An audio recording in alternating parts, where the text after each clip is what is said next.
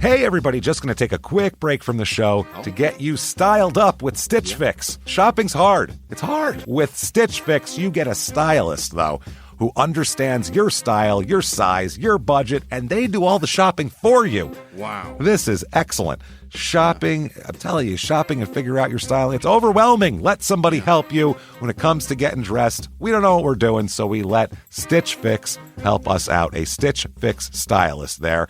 They know what works on us. We get the prices that make us look really good, and it feels good. You get some confidence boost walking around knowing that you're looking decent here. Oh, yeah. Yeah, we just give the stylist our sizes, style, budget preferences. We order boxes when we want, how we want, no subscription or any of that required. And they send called Just For Me pieces as well. Like, maybe you'd like this, and it's awesome. Outfit recommendations, styling tips. You keep what you love, you send back the rest. It's super easy.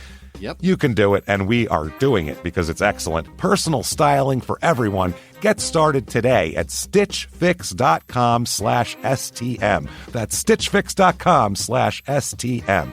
Now back to the show. Hey everybody, just going to take a quick break from the show to tell you a little bit more about Rocket Money. It's the start of a new year. It's the perfect time to get organized, set your goals, prioritize what matters most. And for me, top priority is getting myself together here. Financial wellness, doing that, which that feels important, you know? Just feels like adult stuff that you have to do. And thanks to Rocket Money, my goals feel achievable now. They show me all my subscriptions in one place, help me easily cancel ones I forgot that I've been paying for, which happened to me. Absolutely happened to me. I had, for years, I was paying for something. I was like, what is going on here? Rocket Money found it and saved me lots of money since then, because it's been a while. So they did a great job here. Rocket Money is a personal finance app that helps find and cancel your unwanted subscriptions, monitors your spending, and helps lower your bills so you can grow your savings. Rocket Money has over 5 million users and has saved a total of $500 million in canceled subscriptions, saving members up to $740 a year when using all the app's premium features. Cancel your unwanted subscriptions and reach your financial goals faster with Rocket Money. Go to rocketmoney.com/smalltownmurder today. That's rocketmoney.com/smalltownmurder. rocketmoney.com/smalltownmurder. Now back to the show. Hi, I'm Ashley Flowers, and if you're like me and grew up watching America's Most Wanted and reading Nancy Drew, then hi, you're a crime junkie. And I bet that passion for solving mysteries never went away, which is why we've assembled a team of reporters to dig deep into all the cases we still obsess over. Each Monday, my best friend Britt and I will bring you a case that you won't be able to stop thinking and talking about. So join us by listening to Crime Junkie wherever you listen to podcasts.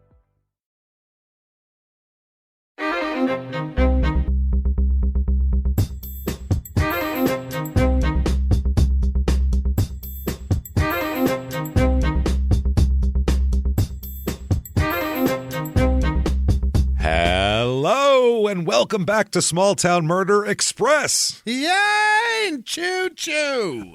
Oh, yay indeed, Jimmy. Yay indeed. My name is James Petrogallo, and I'm here with my co-host. I'm Jimmy Wissman. Thank you, folks, so much. All aboard the murder train, pulling away from the station, chugging along here. We have a crazy episode for you, and in the middle of this episode, you're going to notice something, and then we'll talk about it. I'll tell you, when it becomes obvious, we'll talk about it, because there's an elephant enters the room? Yeah, there's a point to this, so it's pretty crazy. Here we go. Before we get started, very quickly, virtual live show, October the 27th. Get your tickets right now. Halloween. It's going to be a Halloween spectacular. Just like a live show, you're going to see the pictures and everything like that. Only difference is, instead of being in a theater, you're in your living room. So that's how it works there. So come out and do that. It'll be available for 7 days after that. Lots of fun. We cannot wait to do this. So shutupandgivememurder.com or moment.co/smalltownmurder. Either one of those places are a good place to go. Patreon.com/crimeandsports is where you get all the bonus stuff. $5 or above. Cup of coffee, everybody. It's a cup of coffee. You can have a whole back catalog of over 100 episodes to binge and new episodes every other week. And this week, what you're going to get, and you get access to the Crime and Sports bonus, to the Small Town Murder bonus.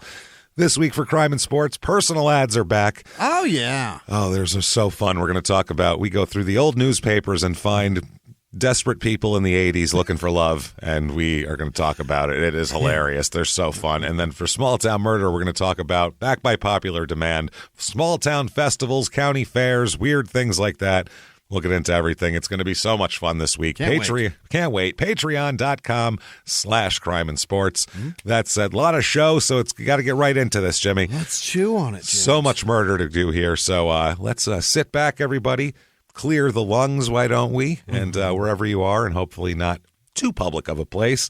And let's all shout, shut up and give me murder. Let's do this, Jimmy. Okay. What do you say? Let's go on a trip here. We are already doing it. We're Don't going. You hear the motors? They're going. Cranking, revving. The people, they're shoveling coal into the whatever that is, and we're chewing along on the track. Let's do it. We're going all the way to Nebraska. Okay. Oh, boy. Yeah. Alvo, Nebraska. A-L-V-O. Alvo, Nebraska. There you go. Yeah. Ever heard of that? No. No, it sounds industrial. No, it's nothingness. There's nobody there. There's like 100 people here. It's wild. Is that right? Absolutely. It's in eastern Nebraska. It's 30 minutes to Lincoln and 40 minutes to Omaha. So it's like in between these places. Yeah. There's nothing in between these places. It's like when you drive from Tampa to Orlando.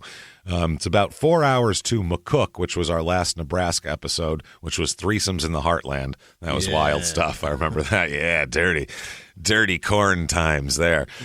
It's in juicy. It has a motto, this town. Oh.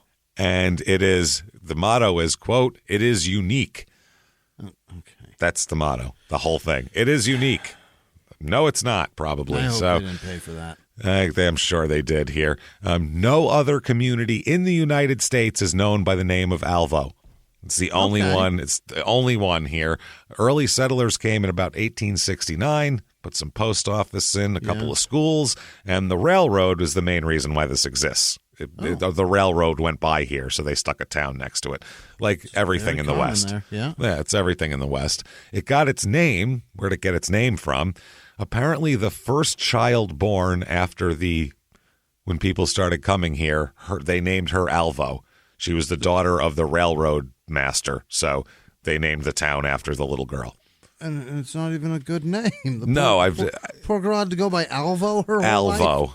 Alvo, which sounds like Alpo, which is not it does. It's great. Not good. It sounds like dog cheap dog food. Man. Yeah, it's not great. So Alvo, I don't know if that's like a combination of family names, like we have Alla something and, Alabaster. Volusia or some shit, and they mixed them together. I don't know what it is. So reviews of this town here. This is for the next town over, because Alvo's so small there are no reviews of it. Nobody's saying a word. The reviews would be, "I blinked and missed it." That would be the review. So this is Eagle, which is the next town over, and not much bigger or more grand here. Here is 5 stars for Eagle. Okay. "I have met so many nice and welcoming people in Eagle, Nebraska. Well, what I would like to see change is growing the business communities and having more." Well, then it's a town and a bigger town and a city, and then it's not. Then you don't have welcoming people anymore. Lincoln's close. Go there. That's what I mean. So you can't have it both ways. You either have to have friendly people and nothing to do, or things to do and people are assholes. You can have it one way or the other. Pick one and choose. 4 stars. Eagle is a very friendly, family-oriented community. There are many youth organizations such as Boy Scouts and Girl Scouts. Yeah, they're everywhere. What? They're bragging. About... We have Boy Scouts of America. They're everywhere. We outside our grocery store, cookies. You can buy all Samoas. You can buy Thin Mints. Yeah. We got it all there. You can either buy cookies or coupons that you'll never fucking use. One or the other. Eagle is located 15 minutes from Lincoln and is connected to the Mopac Trail, so it's incredibly easy to commute. Within the city, there is a park, pool, and many local businesses. Aside from all the fun activities in town, the Cass County Sheriff's Department and the volunteer firefighters keep our town relatively safe. Especially for a town close to a big city like Lincoln. Oh yeah, that big city Lincoln crime is going to spill over. It's going to spill, man. I'll tell you what. There's 138 people here. Really? 138 people, and I have to give one weird stat. 18% of the people here are 5 to 9 years old. 20%. What kind of weird Children of the Corn crazy shit is going on in this town, man? That's too much. So it's weird. Anyway, the median household income, $41,250, which, not terrible. And it's a little lower than usual. And the median home cost, $189,800. So not that, not that expensive. There's nobody here. I mean, not a lot of demand for shit. So things to do. The Ashland, Nebraska. Let's try again. Ashland, Nebraska Testicle Festival. You see, that's why yes. Our Testicle Festival is held annually on Saturday of Father's Day weekend. Really? Does it have to be Father's Day weekend? Yeah, it does. They'll eat the nutsacks. If you look around at one of our festivals, you'll see people eating beef fries, which is balls, drinking ice cold beer, out dancing to live music, and participating in our ball eating contest. Well, you got to embrace it if you're going to fucking have it, I guess. Why not? They said ball eating. Ball eating contest. I was like, wow, they're no euphemisms, no beef fries, ball eating. They didn't even run it with like medical terms or anything. Nope. Come have some balls. Who can eat the most fucking balls? That's what we're looking for. Get a mouthful of balls around here. The party goes on. That's a party. The party goes on in our 10,000 square foot ballroom, and we have an outside beer garden set up with stools, so there's plenty of room for everyone. In the ballroom. Come on, everybody. I wonder if you need, is it a black tie affair? The ball eating contest? That's fantastic that they have a ballroom. A ballroom. It's the ball eating contest in the ballroom. That's a black tie affair. Yeah. I'm sorry. It's black tie, babe. That's crazy. Oh, 10,000. Wow. Okay. The ballroom. 10,000 square foot ballroom, mind you. That is fantastic. A lot of room for balls in there. Somebody said, where should we hold it? And somebody was like, well, we have a ballroom. I mean, clearly in the ballroom of the hotel, right? Obviously. Thank you. I'm sure it's not even in a hotel. I'm sure it's like a fucking corrugated steel, it's a work corral. shed. But they're like, it's a ballroom today. Today it's the ballroom because we need as many ball puns as possible. It's fucking great. Man. So the Elvis Festival here, the Nebraska Elvis Festival, is at the Graduate Hotel, and a 3-day package, including a bunch of performers you've never heard of. Yep. Ted Torres Martin. Elvis won't be there. And I'm not interested in this unless they make all 12 of these performers participate in the ball eating contest. That's the only reason. That is the only fucking way I have any interest in this bullshit at all. You have to do it at the same time. Do you play the band? Yeah, you play the music. They eat the balls. Everybody fucking does their thing.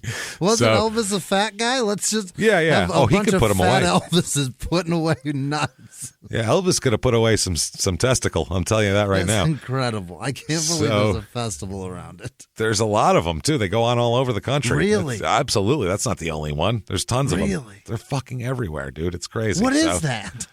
People, they like to eat crazy shit and go, look at me. I ate 40 balls. I don't know what it is. I'd never taste that.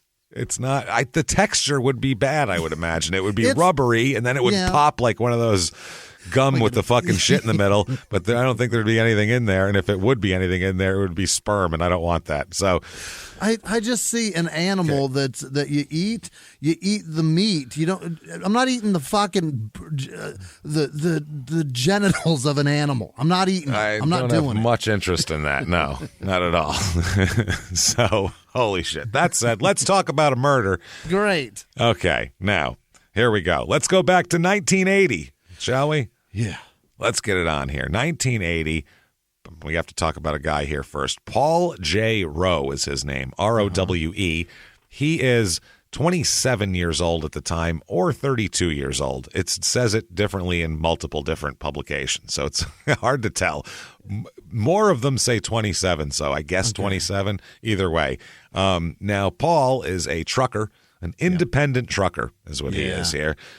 Town of 100 people, independent trucker. His Those dad guys fascinate me, right? That's a. You got to go get your own life. Contracts and such. Is that yeah, how it works? yeah. He works for several different people. Wild. And doesn't he doesn't work for a specific company exclusively Takes that or anything truck home. like that. I guess so. Wow. His dad Wayne, he has a bunch of brothers too, but his dad Wayne is a career state policeman as well. So his dad's been on the force for 30 years or whatever. So that's the kind of family he comes from. Bunch of boys, dad's a cop, blah blah blah. Tough man. Come from the plains in Nebraska here.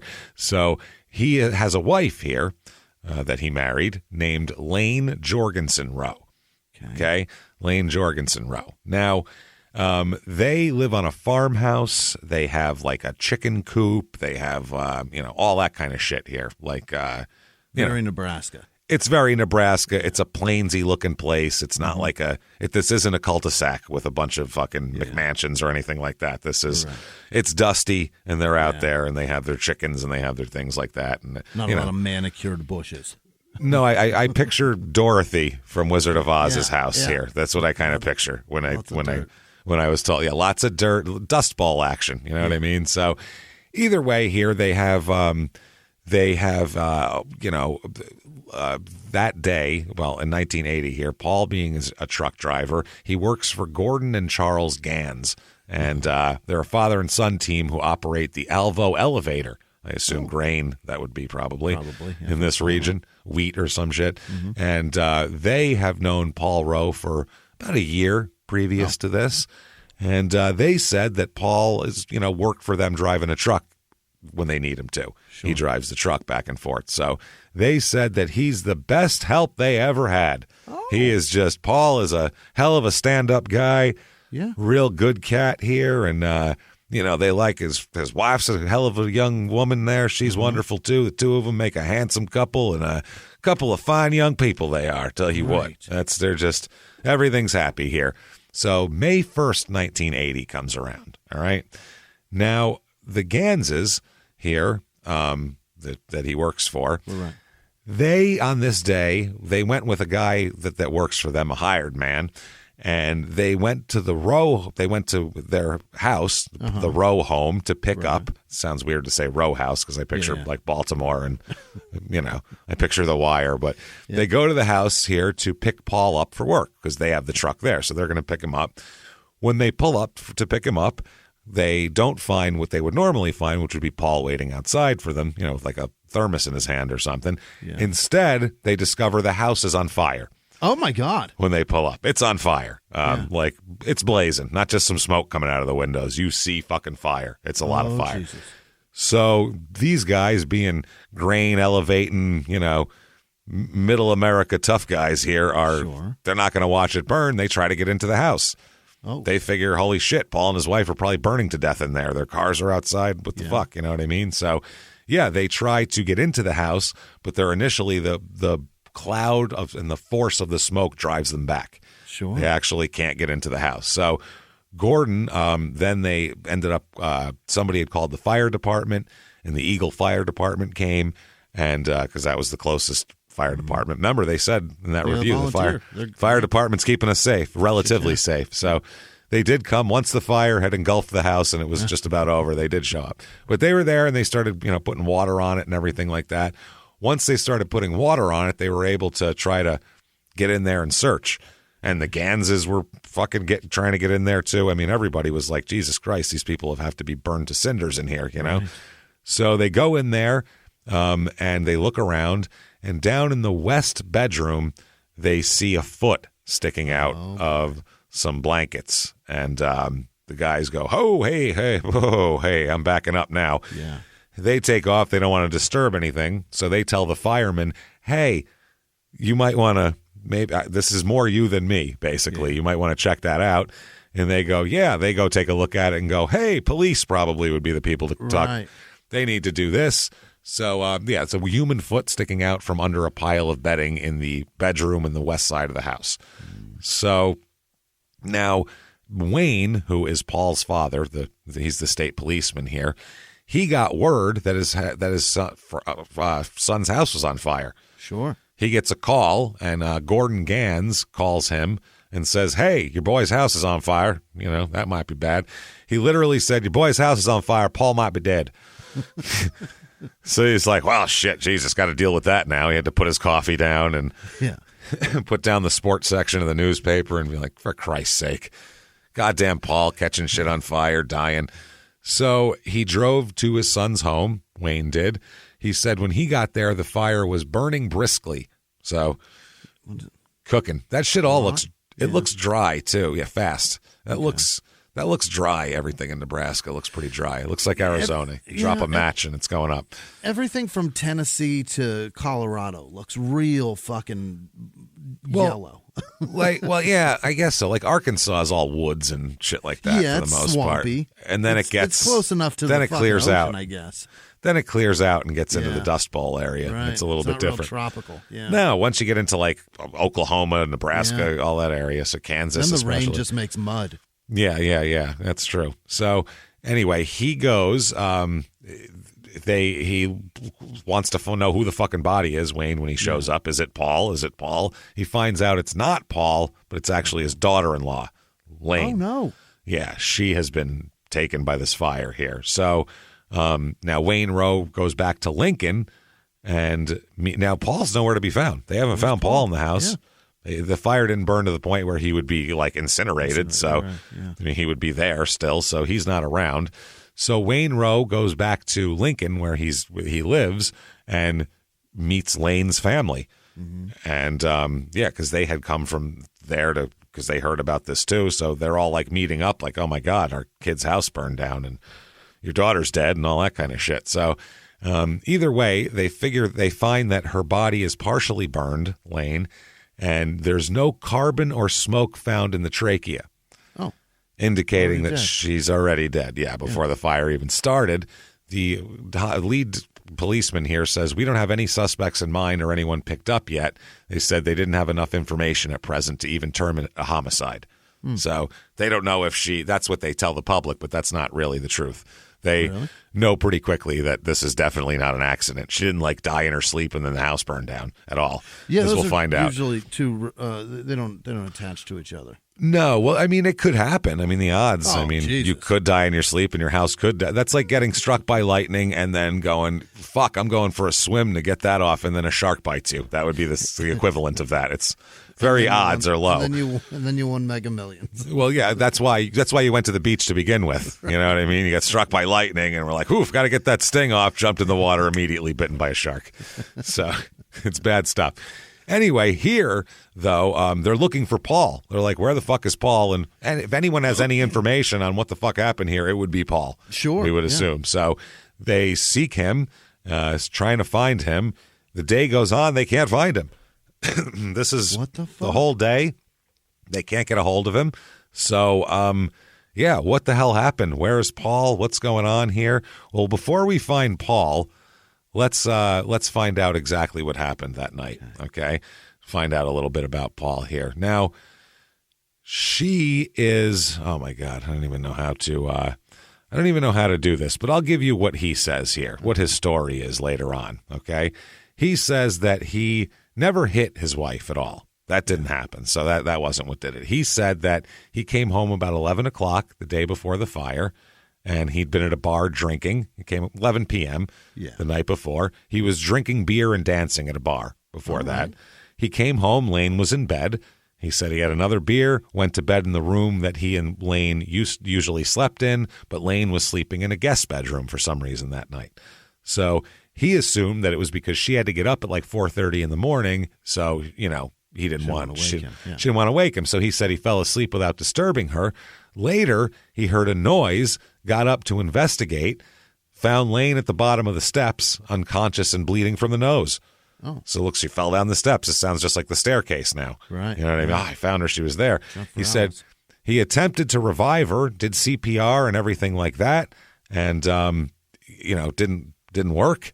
So he felt like at that point that she was gone and she was dead, and he was so sad, so he wanted to join her. So he attempted to shoot himself, but the weapon wouldn't fire, is what he said. Just couldn't do it. It wouldn't work. So What he did next involves a claw hammer, razor blade, and some pliers, and we'll get into that in a moment. What they find on her is that this is what I mean. They didn't think it was an accident, and they knew it was a homicide. Her right breast had been completely removed. Wow. Just gone with a razor blade, like cut off surgically, basically. An incision with a sharp instrument had also been made in the torso from just below the sternum through gross stuff here, but the whole thing through from the sternum through the vaginal and rectal areas. Wow. All the way around. All the way around, and then peeled apart like a frog in 7th grade to expose internal organs. And the internal organs some of them had been mutilated inside of her. Wow. Okay. She has a skull fracture in the area in the back of her left ear, and has a sternum fracture as well. Okay. So she didn't just fall down the steps and explode, obviously. So that's not a thing that would happen. They said the skull fracture in the autopsy was of such a nature that it would have ultimately resulted in death anyway. However, the immediate cause of death was bleeding, which was a consequence of the mutilations where the artery in the right leg was severed.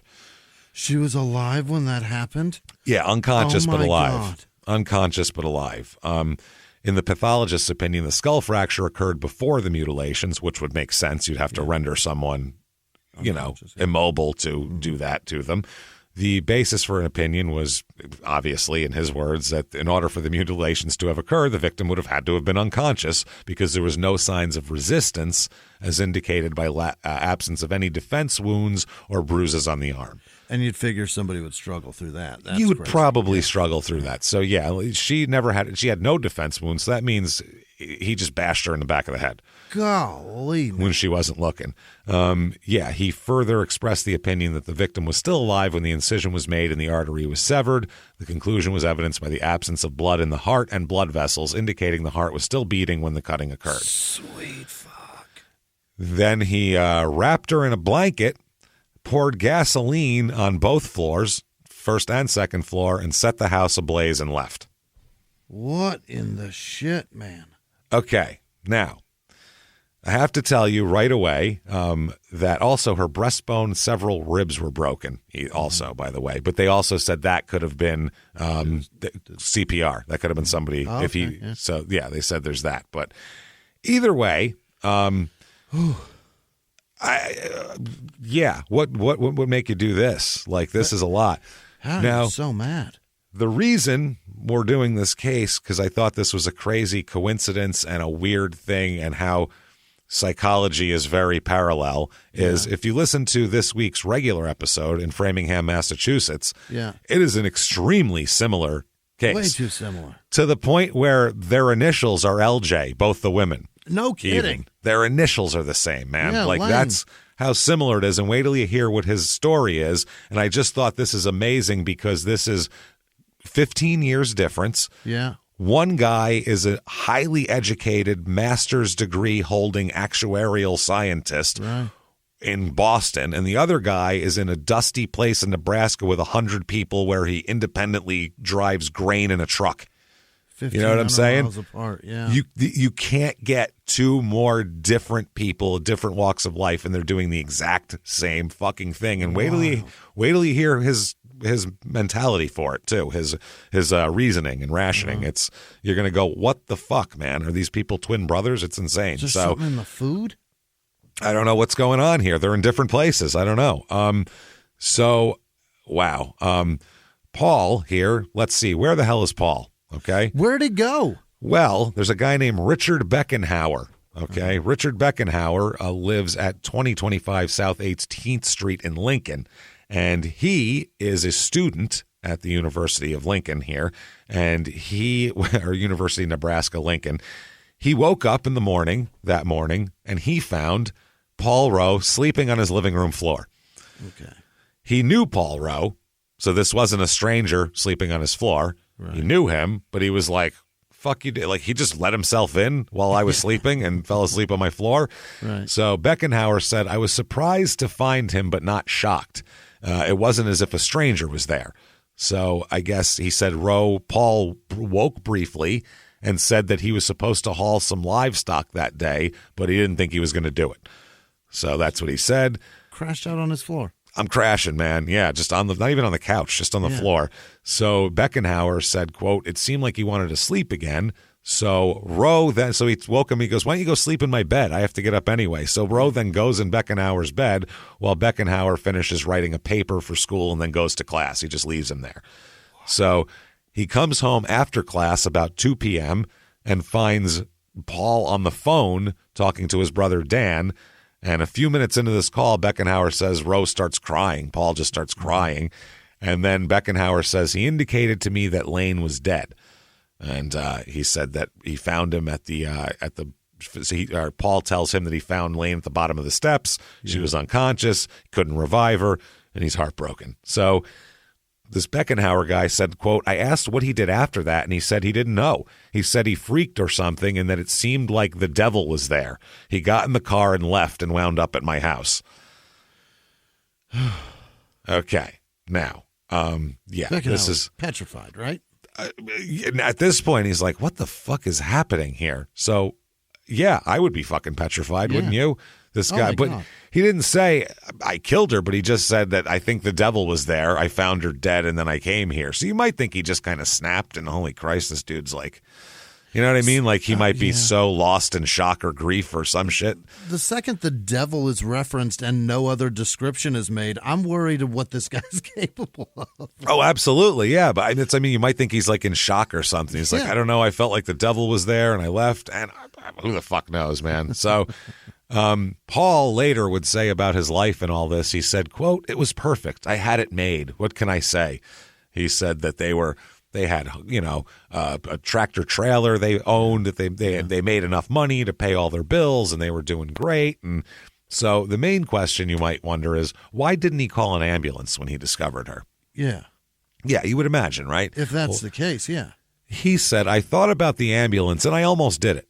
Oh. Well, that makes it worse. If you thought about it and then decided against it, like if they were like, why didn't he call an ambulance? And he went, oh, ambulance, fuck. Why did a fucking ambulance? Yes, obviously. But he was like distress, and I did surgery instead. He said, I thought about it, and then I decided against it. Like, that's crazy. Don't trust them. He said, but there's a lot of confusion going on in my mind about that. Lane was breathing kind of bad, and I felt like if I helped her breathe easier, then I could call. So like I'll do some CPR, get her cranking again, and then I'll call and be like, hey, there's still a problem here. So he then said, quote, I was going to give her artificial respiration and I didn't close her nose. She said that when he gave her tried to blow in her mouth, blood blew in his face from her nose. And he said, quote, it just freaked me out. I was off. What can I say? It still got an effect on me. Okay. So he then says, wow. At the time, I was the only person on Earth. What? There was no one else. It's like the Earth is a plane, like this table. He said, time is a flat circle. Whoa, once a guy goes, the Earth is a plane like this table, and then sweeps their hand across it, I go, I got to go to the bathroom, and then I leave for good. Like you're on a bad date or some shit. Yeah, we're going to need some psychologists in there. He said, and I'm in the middle. I'm the only person left on Earth. Me, my feelings, and Lane. And she was gone. How narcissistic can you get? Holy shit. Everything's about me. Me, my feelings, and Lane. 2 out of the 3 things are about me. And that makes sense because I'm the only person on Earth. So who else's feelings would matter? It's just me. He made his feelings an entity. Yeah. Me, my feelings. Oh, yeah. And my wife who's dying. Her, too. There's that. But my feelings. She's gargling. There's blood all over my face. Oh, my God, man. Hey, everybody, just going to take a quick break from the show to tell you about the safest sponsor ever, Simply Safe. Absolutely. These people will keep you safe. It's amazing. You know that every 26 seconds a burglary takes place in the United States, according to the FBI. That means that by the time this podcast is over, dozens and dozens of homes will have been targeted, ransacked. God knows what happens here. So protect your home before it's too late with Simply Safe proactive security system. Simply Safe helps stop threats before they even have a chance to break in. Named Best Home Security System by U.S. News and World Report 5 years in a row. And by us for about the last 8 years as well. If you trust us, believe me, you want Simply Safe. So visit simplysafe.com/small to claim 50% off a new system with professional monitoring plan and your first month free. That's simplysafe.com/small. There's no safe like Simply Safe. Now back to the show. Hey everybody, just going to take a quick break from the show to tell you a little bit about Sono Bello. You know, the most known secret with celebrities and influencers and all these famous people is so many of them have had lipo. They've had lipo, whether it's a little touch-up here or a total makeover. Yeah. Nobody has a perfect body. That's the thing. No. They may look like it on TV, but there's things that help that. Absolutely. Lipo now has changed, and Sono Bello's been at the forefront with using LAL technology and getting those beautiful and natural outcomes for each person. Looking real natural. Our friends at Sono Bello are offering their best deal. You're now included in their winter savings event, but appointments are limited, so please get on this. Sono Bello doctors are masters in micro laser fat removal, a brilliant technique that removes stubborn fat permanently wherever your problem areas are. Tummy, love handles, thighs, arms, it's gone in one comfortable visit. Eating healthy and workouts are great. Keep doing that, but if you want to lose that stubborn fat in one visit, check out Sono Bello. Save big during their winter savings event. Schedule your free consultation now at sonobello.com/smalltownmurder. That's SONOBELLO.com/smalltownmurder. Now back to the show. So that's wild. Her left breast also was partially incised and torn, but most of it appeared to still be attached to the body. God, I hate that phrase. It's horrible. The uterus, while still attached to the body by some loose, soft tissue, was freely movable and almost completely cut out of her body. Wow. Both were severed. Both arteries were severed and had an incision in it in her legs, and the body displayed signs of being burned, obviously. Yeah. And they said the doctor ended up concluding that the head injury was caused by a movable object striking the head. Okay. They said it would have been, couldn't rule out the possibility that the head injury was caused by a fall, but it's very unlikely. Okay. You never know, but it's, odds are against it, basically. So either way here, this poor Richard Beckenhauer guy. You don't feel like a dick for bringing this guy into it? Poor bastard. You're like, oh, shit. So at this point, he was calling his brother on the phone. Let's find out the other end of that phone call, because, wow, can you imagine being on that? My. The families are all gathered at the Rowe household in Lincoln here, and he's doing that. About 2 o'clock, Wayne Rowe said the phone rang. He answered it, and he said, quote, "I heard Paul's voice. He said, 'Dad, I need help.'" And his dad said, quote, "I said, I know you do, Paul. We want to help you." We've heard about it. We saw, yes, you need a lot of fucking help here. So apparently his brother was on the phone, too, on an extension, and they both talked to Paul. And Paul said, quote, "Lane is dead. She fell down the stairs. She was bleeding, and I took her upstairs, and she died in my arms." Yeah, but what about the other part, man? The what now? Fell down the stairs and her fucking body popped open and her uterus fell out. You've heard of that before, right? That's what happens sometimes. That's what happens. Story, Paul. That's why girls don't play football, Jimmy. Right. Didn't you know that? That's why you can't let a little girl play football, because if they get tackled too hard, their uterus will pop out of their bodies. That's what happens. They're only it's allowed weird. to play kicker because you can't touch super the weird. Yeah, super weird. Super strange. Yeah, uterus pops out, their breasts fall off. It's crazy. Yeah. It's just wild how fragile. And when you do touch the kicker, it's like they really take it serious, because like you tried to take their uterus out. Yeah. A 10-yard penalty, exploding the kicker. Exploding her internal organs. It's horrible, man. This is awful. So either way, Paul agrees to meet with his brother Dan to talk things over. Yeah. And then Wayne, the father, who's a state patrolman, he called the state patrol to tell them what Paul said. So he tells on his son, too. So that's how I could tell these people aren't Italian. Yeah. Even if you did that, you'd be like, listen, you're going to turn yourself in. I'm going to make you fucking, like an Italian dad would drag him down by his collar and go, he's got something to tell you. You tell him to the cops. I'm not talking to him. Tell him what you fucking did, you bum. This fucking, I swear to God, you embarrassing son of a bitch. No, I'm going to pay for your lawyer, but I'm disgusted with you right now. That's an Italian parent. I'm not going to talk to him. You talk to him. I mean, I'm not going to rat or not. That's on you. So Dan said that he picked his brother up at Beckenhauer's house, and they drove to Pioneers Park. And Dan said, I really didn't know what to say. What the fuck do you say at that point? Hi, murderer brother. How are you? This is crazy. Weird, right? Yeah. Want to get some Arby's? Like, what do you say? He said Paul was crying. He appeared to be in great pain. Well, yeah, I would hope so. I believe he decided we should pray to find out what to do. Oh, boy. Okay. Now, once you hear his story, you'll realize he doesn't need any of that. He's got other issues here. He said, Paul was silent. When I was praying, it came to me that Paul should be in the hospital, that it would be the best place for him. I told him it was important that he trust me and the family, and that it was important to let the family take care of him. So Paul then takes him to the hospital. Uh-huh. Okay. Or I'm sorry, his brother Dan takes Paul to the hospital. Okay. To Bryan Memorial Hospital Psychiatric Unit, where they put him in there. Okay. Now, later during the day, the cops are still looking for him, but he's in the hospital. So the cops find out he's in the hospital, and they go there. They go into his room, and they arrest him. Okay. He's like under arrest, but still allowed to be in the hospital, basically. Yeah. They just handcuff him to the fucking bed now. That's the only difference. But you're not leaving here. Yeah. The doctor in the psychiatric unit whose care Paul was placed under here said he believes that Rowe was legally insane and psychotic at the time he was committed.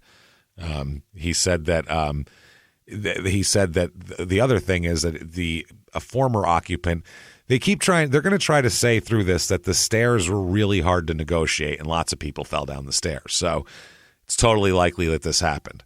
Okay. But they're still not explaining the exploding uterus theory. Now, the body open and the house on fire is that's a the problem. A house on fire, all that sort of thing. And wait till you hear this evidence here. So now he said that science said a blunt instrument moving caused the injury and all that sort of thing, and then a razor blade and everything. Now, Rowe says that they're going to say that, listen, he just found his wife unconscious and that he was temporarily insane at the time, causing him to mutilate the body and burn down the house. Because that's what you would do with insane grief. You'd be like, I have to cut the object of my grief up and then burn my house to the ground. So the doctor said, though, quote, that's not the type of injury you'd expect from a fall down the stairs. So they said the skull fractures are caused when moving shit hits a stationary object. Basically, like if your head smashes into something, that skull fracture is different than something smashing into your head. Yeah, of course, because even the angle of the fracture is going to be different too. And they found a claw hammer at the top of the staircase, by the way. Jesus. The evidence. And they said that the head of the claw hammer couldn't have caused it. No. They said this was made by the side of it. It was shit. It was turned sideways. That's the kind of fracture it was. One of those there. So, yikes. Also, they found pliers taken from the bedroom that she was found in. Mm-hmm. The pliers, they found burned pieces of skeletal muscle in the pliers. He was pulling her apart with pliers? Wow. They said there's no pattern bruise was found on the skull fracture, and the pattern bruise would have been like the imprint of something. So he says they ask him, is it the side of the hammer that's been used? And he said yes, that would leave the less of the pattern more than the waffle end of a hammer. So either way, wow, this is wild here. So the investigators, like I said, they find that no blood was found on this hammer, though. That's the weird part. No blood found on this hammer. Strangely enough. So whatever the wound was that thing inflicted didn't bleed? Apparently not, which is possible. He could crush the skull without bleeding. I mean, that's happened to Bob Saget. So they said that only carpet fibers were found on the hammer. They found blood on the sheets, blankets, pillowcases, and in the that was all the same as hers. So it was all her blood everywhere, obviously. Now, holy shit, the fire investigator, he says that he found that the fires were started on the first and second floors of the home, and that between 2.5 and 4 gallons of flammable accelerant liquid was used to start the fire. A whole jerry can of fucking gas he just emptied in the house. That is a lot of gas. It's a shitload of gas. That's just all of it. Jesus. And so also they found, are these just deadly stairs maybe? So Carolyn Hatfield, who lived with her 4 children in the house for 10 years, said she fell down the stairs once and her children fell down the stairs several times. One kid even was taken to the emergency room because of a sprained ankle. Yeah, but these are children. Children don't climb stairs very well. Yes, and the other thing is none of them had giant holes in their skull. Right. It's the other problem. Yeah. So we'll get to, he's going to testify, and he's going to say exactly what the fuck he did, and it's wild. That's what I mean. His reasons haven't even been stated yet. Wait till you hear it. They're just as crazy as Framingham. That's what I mean. This is just like a weird, psychotic, crazy excuse that people make. So here we go. The jurors, they would say, they had a fight right away about the jurors because they said that they were asking the jurors if a person, as the result of the shock of the sudden loss of a loved one, do you think they could go temporarily insane? And that was like their litmus test, the defense, basically. So the county attorney said that, you know, he was trying to psych out the jurors and thinking that that's a possible thing. So Paul's dad testifies, Wayne, and they asked him on the stand, quote, "This isn't easy for you, is it?" No, it's not. Really can't imagine how not easy it is for me. So glad you asked such a deep question. You know how much ball breaking I'm going to get from my cop buddies for this? Hey, you're the guy whose son cut off his wife's tit? That's perfect. This is great. Yeah, I'm doing fantastic. So his defense is that, okay, He didn't kill her. Now, it didn't bash her head in. That was the stairs.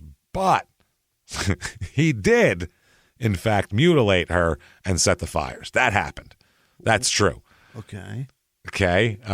They did argue about the amount of liquid, though. The defense said that this guy's probably guessing 2.5 and 4 gallons. That's all it is. It's guesses. And he said that the fire expert said he could accurately gauge the amount of liquid fuel used based on his experience with flammable liquids and their physical properties, plus his experience studying arson and all this. They teach us this. That's what he said, basically. And you can see the burn pattern of the spill. You can see where liquid was in a fire. That's the other thing, if you're any good at it, especially if they put it out before it's, ashes. Right. So now experts come in this case. Doctors come to his defense here. 2 psychiatrists say that oh boy. Okay. Well, his story is that, okay, how do I put this? Okay. The devil had taken over his wife. Okay. Devil had taken her. So in order to keep her like a relevant being, he needed to bash the devil. He needed to get the devil out of her, basically. Yeah. Okay. Then he thought, well, this is just my wife's devil pod body. It's not the real wife. He took her right breast because he thought she would want him to have that. Yeah, that was his favorite. And then he cut her open. Why would you cut her open? Well, the reason for that is that he figured that his wife, knowing that the devil was taking her over, would have left him a baby in there. Whoa. Like a fully formed baby. She's like 5'10", 130 pounds, by the way. You can see if she's got a fully formed baby in there. He cut her open saying, that's why he was pulling the uterus or going, where's the baby in here? They're supposed to. Trying to shake the baby out of the uterus? There should be a baby, is what they say. Oh, my God. So the psychiatrists say that he believed he was going to be able to remove a child his wife had left for him in there as like one of those machines where you put the quarter and you pop the thing off. Oh, look at that. A baby's in there. Is he out of his fucking mind? Yes. I would say this behavior is out of your fucking mind. So they said that he told both psychiatrists he surgically removed his wife's breast because he believed she wished him to have something to remember her by. Obviously. Clearly. Yeah. So now the state's psychiatrist said that he was not suffering from any condition or conditions that affected his ability to behave properly. So I just freaked out and thought the devil was in my wife, so I took a baby out of her. That is not an excuse. Like, if you don't have a mental illness, you just don't have that breakdown for 5 minutes. That's not a thing, unless there's like an underlying mental illness, is what he's saying. Like, you can have temporary whatever, but that's very temporary. He went right. Bob Ross beat the devil out of her, and then that killed her. So I had to then take the baby out, and she forgot to put it in there. You wouldn't wrap her up and then burn the house down. That's something that's trying to hide the crime or feels bad about the crime. That's what I mean. If you were crazy, you don't feel bad about it. You don't wrap her all up like that. This was after drinking and dancing like a happy thing. Yeah, drinking a bunch of beer. What the fuck happened? I don't know if they got enough. He came home at 11 o'clock smelling like fucking beer, drunk, said he was going to be home at 9. Right. She probably fucking said, hey, asshole, what the fuck, man? Blah, blah, blah, blah, blah. Like reasonable fucking people that are married. Yeah. Hey, why were you out so late? What are you dancing? Who you dancing with? Was it fucking Katie, that fucking whore? Who knows what the hell they were arguing about? And then he said, and bashed her in the head with a fucking hammer, and then said, holy shit, what do I do? Somehow, this is what he decided on, which is fucking crazy. What the shit? They said there's no evidence of psychosis or severe neurosis to qualify for a non-responsibility on the part of Rowe, a normal brain wave tracing and brain scan also. This is 80, by the way, but still, they said they could find nothing that could distinguish, that could make him not distinguish right from wrong. There you go. So, holy fuck, man. Yeah, so this is, Jesus Christ, man, this is fucking wild here. Now, Paul testifying, they said, his attorney said, did you kill your wife? Okay, now, he said, no, I didn't. No, I didn't. Okay. And they said, did you love her? And he nodded, and they said, the judge said, your answer is what? Has to be audible. So he says, no. Yes. So then he tells, what happened there. He said he went to the Royal Grove nightclub in Lincoln, and where he, quote, drank 4 or 5 beers. He said his wife had to work early the next day and had told him she was too tired to go out with him. So he drank beer, came home, drank a beer, smoked a cigarette, went to bed around midnight. She's asleep in a separate bedroom. And they said, what's the next thing you can remember? And he said, quote, I was awakened when I heard a noise which sounded like it was coming from the stairs. He said, I found her at the bottom of the stairs, blood coming out of her nose. He said, quote, the first thing I did was kind of tap her on the cheek, like in a movie, like wake up, slapping. Quote, I didn't get any response. I picked Lane up, took her upstairs and put her on the bed. I laid her down on the bed and it sounded to me like she had something in her throat. So he said, he gave the story about the mouth to mouth. Quite a bit of blood came out her nose. And he said he remembered her heartbeat and breathing became less and less, and remembers then taking her downstairs and putting her in the bathtub. He said, I thought maybe the water would bring her around or wake her up. Also, I wanted to wash her off. In the bathtub? Get a wet cloth. Yeah, what's going on? I don't know if her nose she's bleeding. Yeah. He said he took off a T-shirt she was wearing and rinsed it out and used it to wipe off his wife. There's no towels in the bathtub? Right. By the bathtub, there's no towels. You don't keep anything to wipe a fucking wet thing in a bathroom, okay? You don't have a closet real close. So then the lawyer said, tell me what happened then. And he said, I felt Lane needed me, and I decided the only way I could reach her was to commit suicide. So he said he got a shotgun from the closet, put it under his chin, and pulled the trigger, and nothing happened. And he didn't mention loading it at all, probably. He said, I felt there was an evil force keeping me from Lane. So he kept describing what he called an evil spirit or the devil in his house at that time.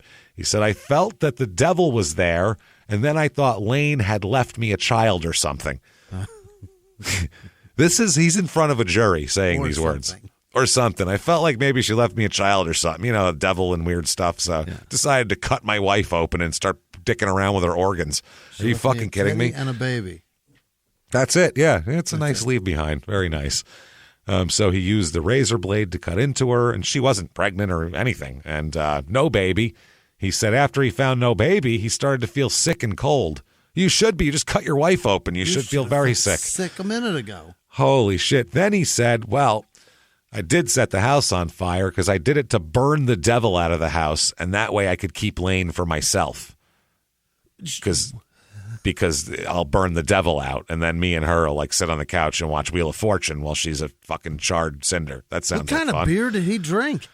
Dude, somebody must have put something in there. So Honestly, did somebody I've put drank acid a lot in his of beer, drink? James. I've never come to these conclusions. None of this shit here.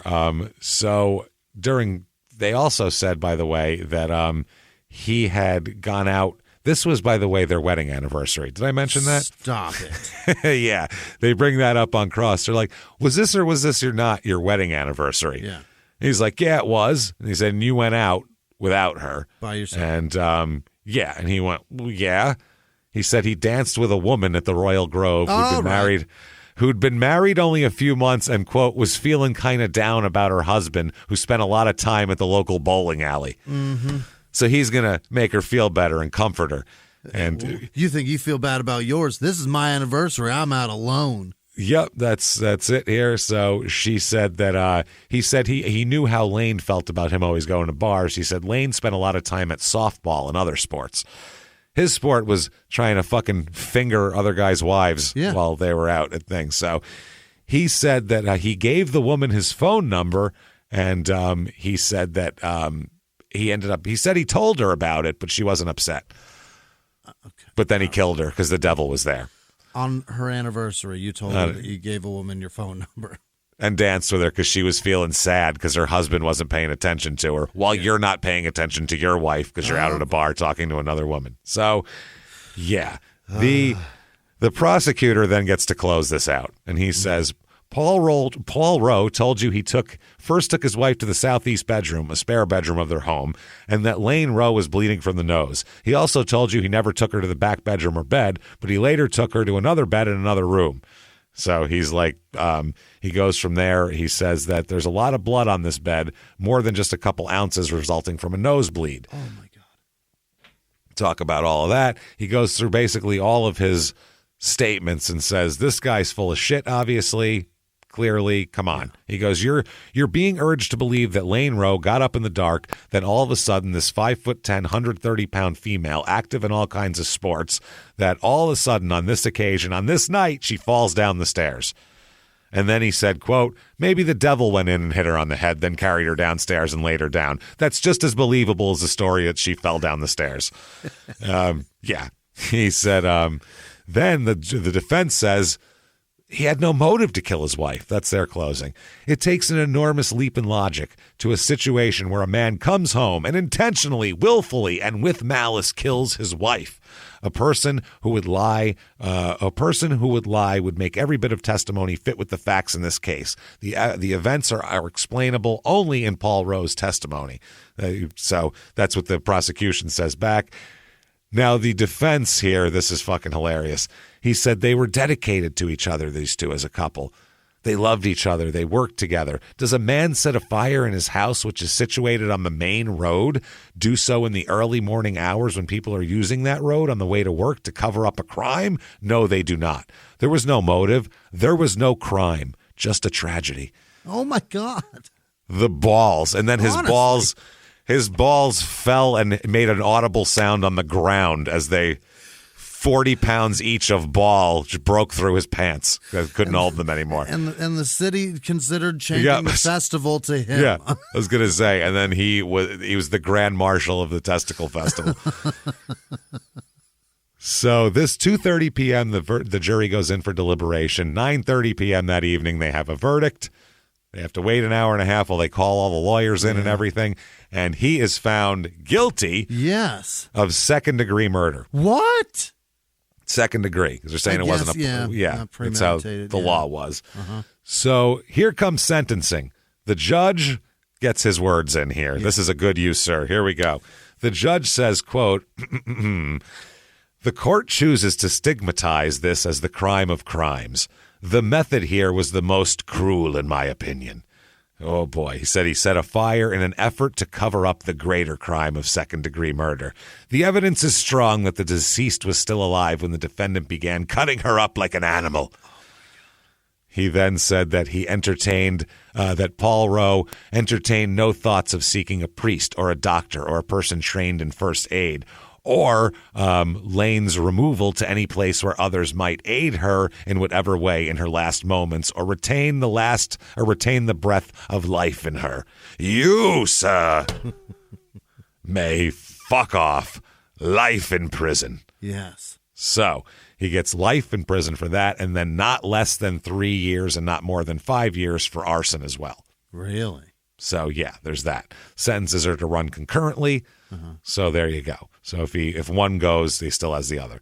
So he gets transferred to jail here. Now, one of the jurors that they talked to, it was 9 women and 3 men in the jury. They said that after 7 hours of deliberation and 2 votes, they said that they were ready. The initial vote was 11-1 to find him guilty. Mm-hmm. Somebody was going, I don't know. Somebody was actually thinking that. She was open, man. Yeah, that's what I mean. So after the conviction, Paul says, quote, I was just an average person with good and bad points. I wouldn't say I was an angel, but I felt like I was doing my part to be an asset in the community. Lane and I worked hard to get in the position we were in. He said, then he talks about their family. I can see they're bitter. I can see they want to hold someone responsible, even if it's me. Then he said, it's the guy that did it. Even if it's the guy who did it and admitted to it in a court of law. He says, in my mind, I feel responsibility toward what happened. Really? Do you now? Wow, that's really novel. That's crazy, isn't it? That's the only thing we have in common, sir. A sense of guilt. It's something I'll never lose. But legally, I know I wasn't responsible. It's the only thing that's satisfying to me.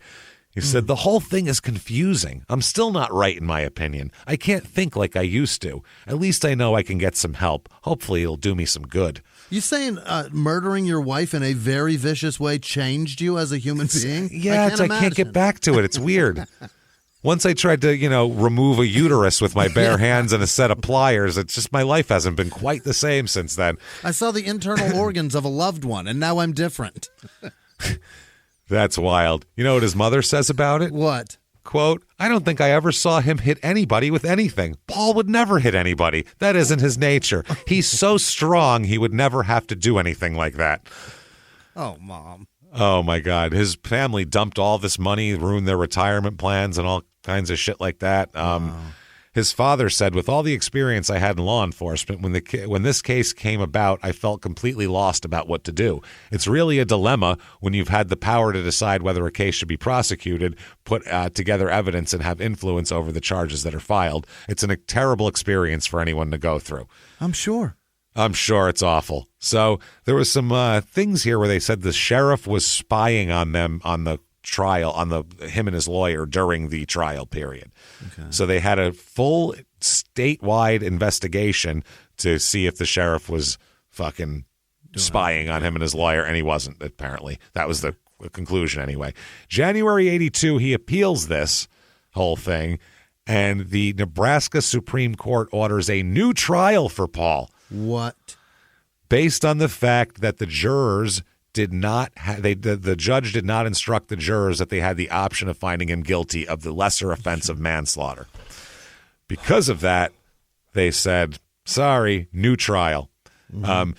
Conviction set aside, everything. But the arson conviction and sentence still stays, so he doesn't get released or anything like that. So, otherwise it was just, whatever. Sort of a... I don't know. The Supreme Court said it this way. The defendant, Rowe, came home after a night of drinking and dancing. He found his wife not in the bed which they customarily shared, but in another room. His sexual desires were urgent. Fulfillment of his desires was rejected. This resulted in a quarrel, the result of which was striking his wife with a hammer. His rage was so great he mutilated her sexual organs. I think that's the theory. That's probably it. She came home drunk and horny. Yeah. She was like, I got to be up at 4:30. Get off me, you drunken asshole. Yeah. He got mad and beat her over the fucking head because that's what happened. The girl at the bar teased me a lot and wasn't going to put out because she's newly married. So we're married, so let's do it. Yep. Also, they said they shouldn't have allowed the gruesome photos of her in court. Well, that's your handiwork, asshole. Mm-hmm.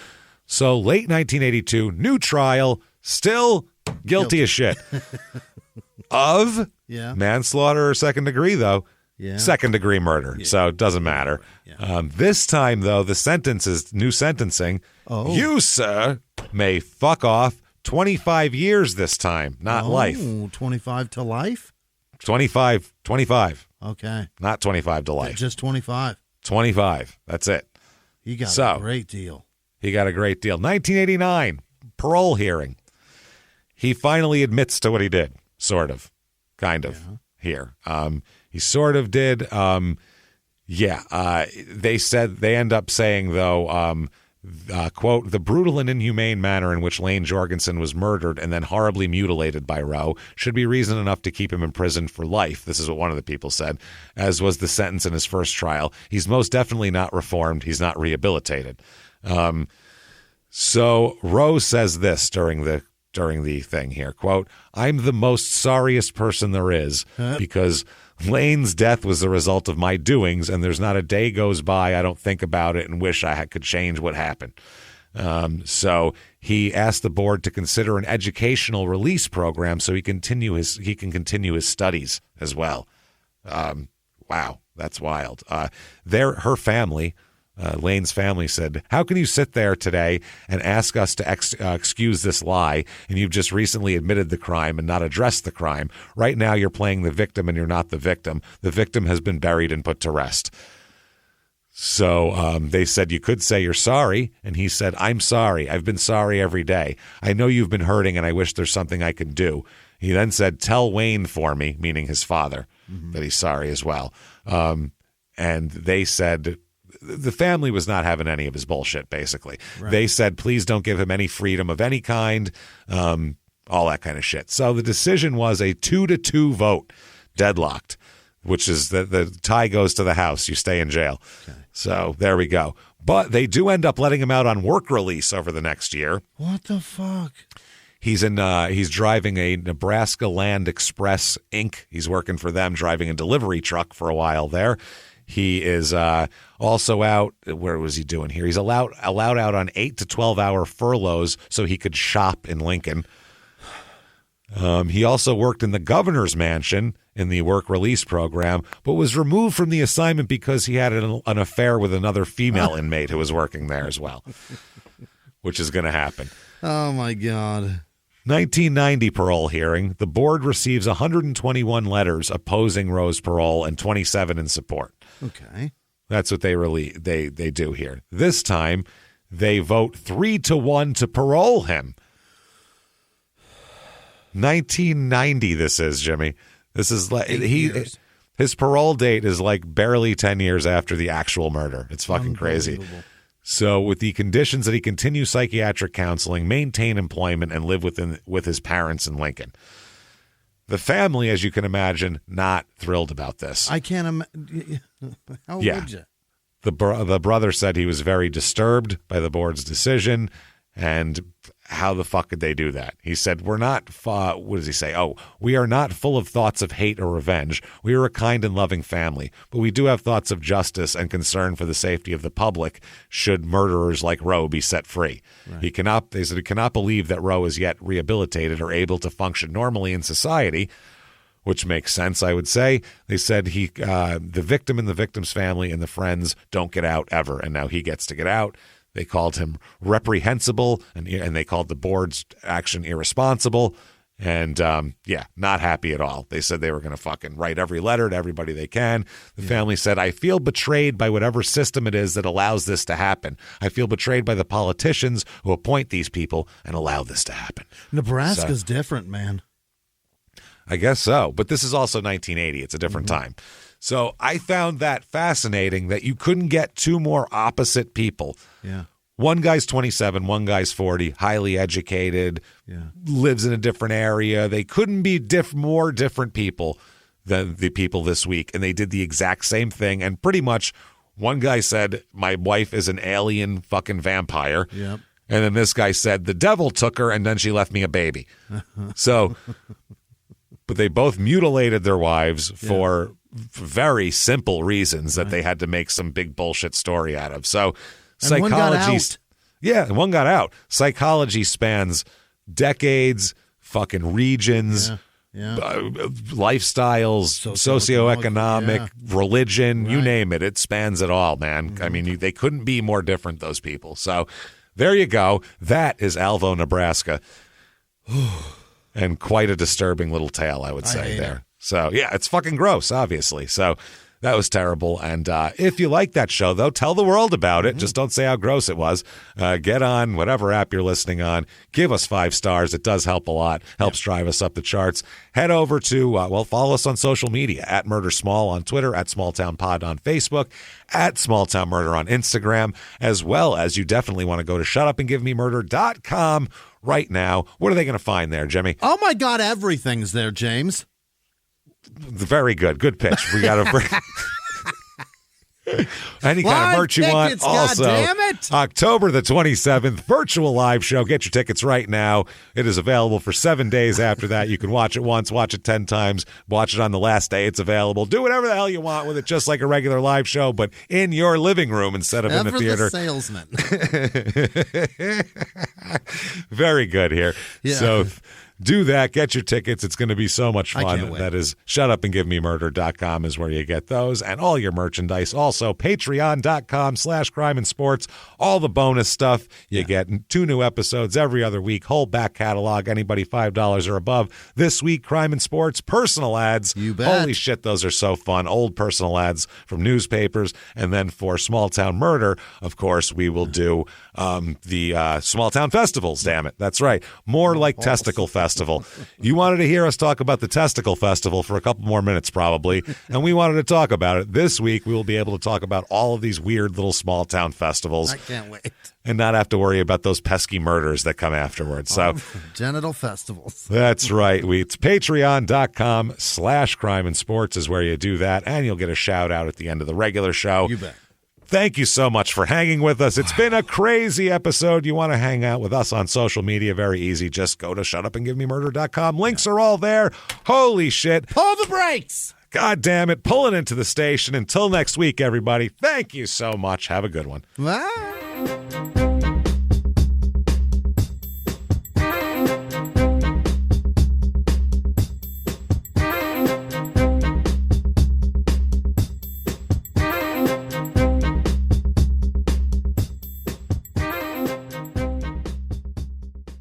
If you like Small Town Murder, you can listen early and ad-free now by joining Wondery Plus in the Wondery app or on Apple Podcasts. Prime members can listen early and ad-free on Amazon Music. Before you go, tell us about yourself by filling out a short survey at Wondery.com/survey.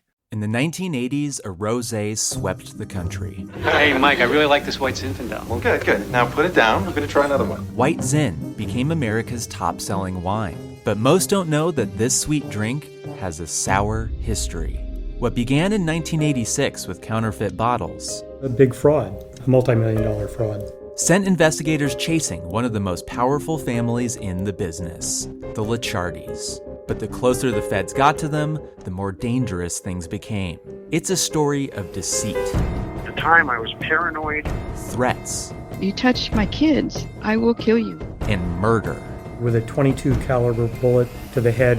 What started with a scheme to mislabel wine spilled into a blood-soaked battle for succession. Welcome to Bloodvines. You can binge listen to Bloodvines exclusively and ad-free on Wondery Plus. Join Wondery Plus in the Wondery app, Apple Podcasts, or Spotify.